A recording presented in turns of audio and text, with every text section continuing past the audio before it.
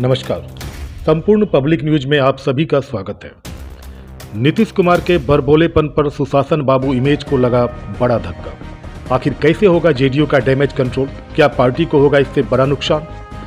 सुशासन बाबू के नाम से नीतीश कुमार की पहचान पूरे भारत के सियासी गलियारों में हुई है और साथ ही साथ इसमें कोई शक नहीं है कि उनके मुख्यमंत्री काल में बिहार में हुई विकास की चर्चा भी देश में हुई और यहाँ की कई विकास योजनाओं को अन्य राज्यों ने भी अपनाया।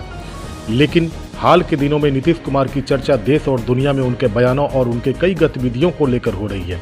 इन बयानों को लेकर कई नेता उनको मानसिक कमजोर तक बताने लगे हैं, तो कोई उन्हें मेमोरी लॉस मुख्यमंत्री की संज्ञा दे रहे हैं।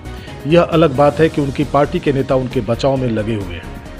दरअसल बिहार विधानसभा के संपन्न हुए शीतकालीन सत्र में मुख्यमंत्री नीतीश कुमार द्वारा प्रजनन दर कम करने को बताने के क्रम में जिस तरह उन्होंने पति और पत्नी के रिश्ते को लेकर सदन में बयान दिया और उस मुद्दे को लेकर जिस तरह बीजेपी आक्रामक हुई, उससे जेडीयू को भी बैकफुट पर आना पड़ा।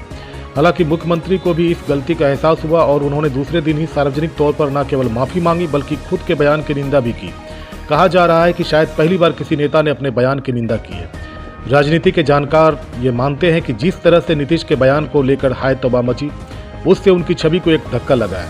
इसे कोई नकार नहीं सकता है। उन्होंने साफ लहजे में कहा कि विधानसभा में जिस प्रकार नीतीश ने पूर्व मुख्यमंत्री जीतन राम मांझी को अपमानित किया, उसे भी लेकर जेडीयू के सियासी रणनीति को नुकसान पहुंचा है। उन्होंने आगे कहा कि नीतीश कुमार के लिए आधी आबादी एक ताकत रही है। नीतीश कुमार के कार्यकाल में सरकारी नौकरियों में महिलाओं को 35% का आरक्षण मिला।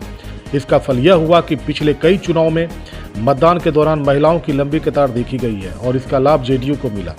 राजनीतिक के जानकार ने स्पष्ट किया कि दलित महादलित मतदाताओं को आकर्षित करने के लिए जेडीयू के नेता अक्सर कहते रहते हैं कि नीतीश कुमार ने एक दलित वर्ग से आने वाले को मुख्यमंत्री की कुर्सी तक पहुंचा दिया।